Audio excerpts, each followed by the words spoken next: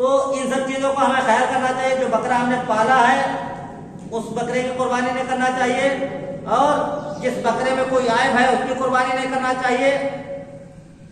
और सबसे मुहिम चीज़ ये है, खैर इस तरह से अब बहुत ज़्यादा कंट्रोल हुआ है और इन सब चीज़ों को बहुत ज़्यादा हमें सोचना चाहिए, क्योंकि हम इतना पैसा कुर्बानी में खर्च करते हैं। कोई 10,000 का बकरा ला रहा है, कोई 15,000 का बकरा ला रहा है, कोई 20,000 का ला रहा है।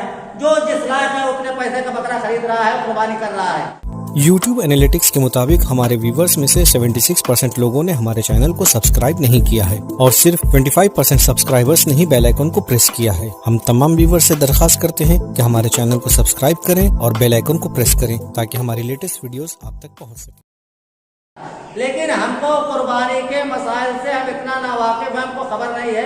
क्यों? इसलिए जब कुर्बानी का बकरा ज़िबा करते, कुर्बानी के नाम पे हमने पैसा खर्च कर दिया, बकरा आ गया उसको ज़िबा कर दिया। अब ये ना समझे कि मेरा, अब आप ये ना समझे जो खुदा के नाम में कुर्बान कर दिया उसके ऊपर अपना हक का तसर्रुफ ना रखें। आपका हक कितना, उसके 3 हिस्से लगेंगे, आपका ये एक हक है। 3 हिस्से लगाए, एक हिस्सा आपका है 3 हिस्सों में, फकत ये हिस्से पे आपका हक है। अब ये नहीं कर सकते।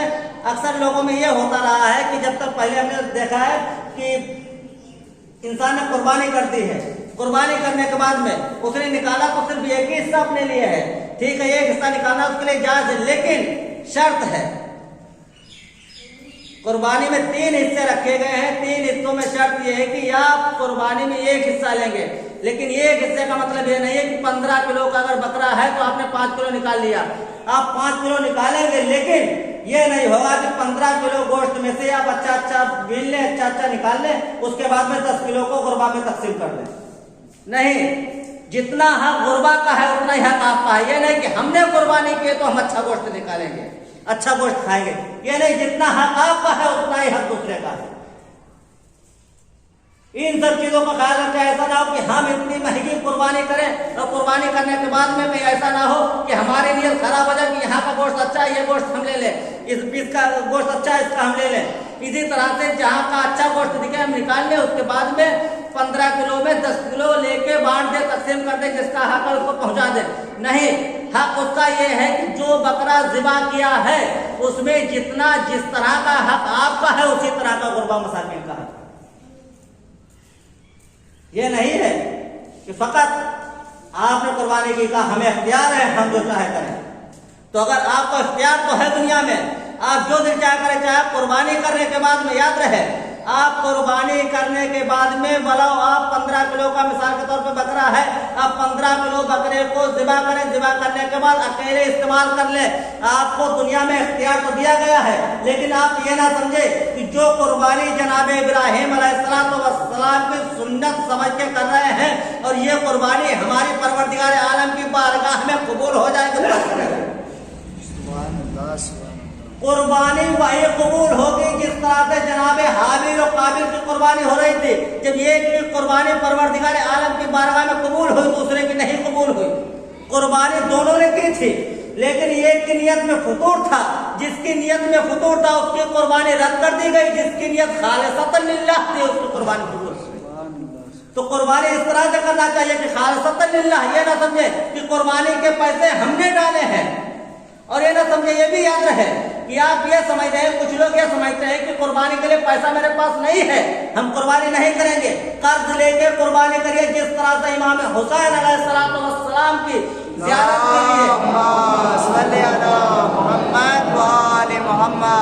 शहजादी फातिमा ज़हरा सलामुल्लाह अलैहा ने जमानत ली है कि इस कर्जे को हम अदा करेंगे।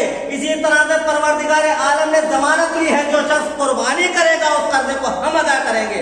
आप घबराइएगा नहीं कि हम कुर्बानी नहीं कर सकते हैं, आप कर्ज लेके कुर्बानी करिएगा, इंशाअल्लाह गायबी मदद होगी कुर्बानी के लिए।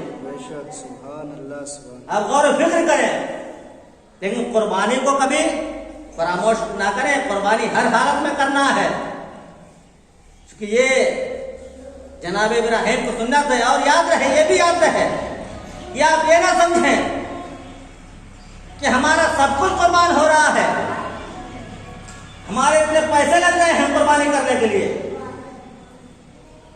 आप कभी ये तसव्वुर ना करें कि हमारे पास इतना पैसा 10,000 रुपया मिसाल के तौर पर रखा हुआ है, 10,000 का बकरा खरीद लेंगे, कल क्या होगा? हमारी सारी दौलत यही है, सारा सरमाया मेरे पास यही है जिससे हम कुर्बानी कर रहे हैं।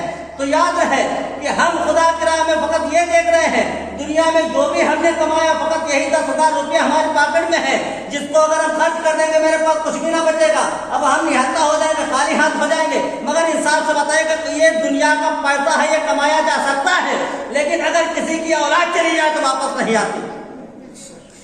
कोई शख्स जो दुनिया से चला जाता वो वापस नहीं आता। कुर्बानी इतनी मुहिम है कि जनाब इब्राहिम अलैहिस्सलाम ने दुनिया के पैसे को नहीं समझा, बल्कि अपने बेटे को भी कुर्बानी के लिए आमादा कर दिया। अपने बेटे को मिना के मैदान में ले जाकर उसकी गर्दन के ऊपर खंजर चला दिया कि देखो हम खुदा की खुशनुदी के लिए अपने बेटे को भी कुर्बान करने के लिए तैयार हैं। जब जनाब इब्राहिम जैसा नबी अपने बेटे को खुदा की राह में कुर्बान कर सकता है, तो क्या हम खुदा की राह में एक दुम्बा कुर्बान नहीं कर सकते? एक सलावत और मोहम्मद वाले मोहम्मद।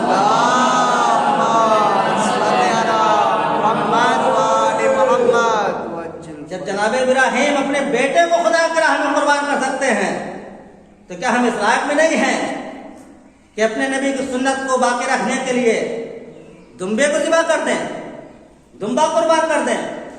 हमको दुम्बा कुर्बान करना चाहिए, लेकिन अजीजों एक चीज याद रहे, जब कुर्बानी का जानवर खरीदें तो इतना याद रहे, आप ये ना सोचें कि हमें इतना महंगा बकरा खरीद रहे हैं। भला आप सस्ता बकरा खरीदें, लेकिन इतना याद रहे कि जो पैसा कुर्बानी के बकरे की खरीदारी में लगा रहे हैं, इतना जहन में रहे कि आया ये पैसा हमारा जायज है या हराम है। अगर ये पैसा हमारा हलाल है तो कुर्बानी कबूल होगी। सबसे पहली शर्त यह है कि अगर हलाल पैसा है तो कुर्बानी कबूल होगी, अगर हराम पैसा है तो कुर्बानी कबूल नहीं होगी। बोलो आप कुर्बानी ना करें, लेकिन बोलो आप किसी की कुर्बानी में 100 रुपए देके शरीक हो जाए, वो कुर्बानी आपको कबूल हो जाएगी। लेकिन आप अगर 50,000 का भी बकरा हराम पैसे से लेके आएंगे तो खुदा की बारगाह में कबूल ना होगा। और ये भी याद रहे कि ये नहीं कि फकत कुर्बानी के लिए जरूरी है कि जायज पैसा होना चाहिए, हलाल पैसा होना चाहिए, नहीं, बल्कि अगर हम कोई भी काम कर रहे हैं जहाँ कहीं के ऊपर खर्च कर रहे हैं, जब भी हम खर्च करें तो ये देखे आए जो रिस्क हमने, जो रोजी हमने कमाई है, जो पैसा हमने खर्च किया है, ये पैसा हलाल